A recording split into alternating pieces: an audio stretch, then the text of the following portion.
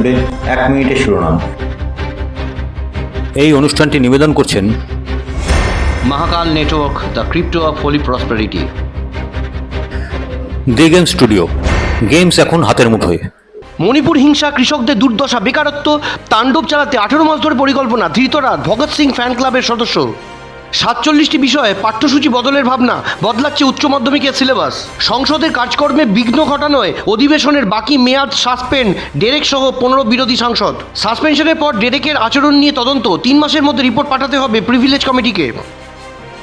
সংসদে তাণ্ডব, গুরুত্ব দিয়ে বিষয়টি দেখার বার্তা প্রধানমন্ত্রীর। সীমান্তে বানচাল চোরাচালানের চেষ্টা, উদ্ধার 93 লক্ষ টাকার সোনার বিস্কুট।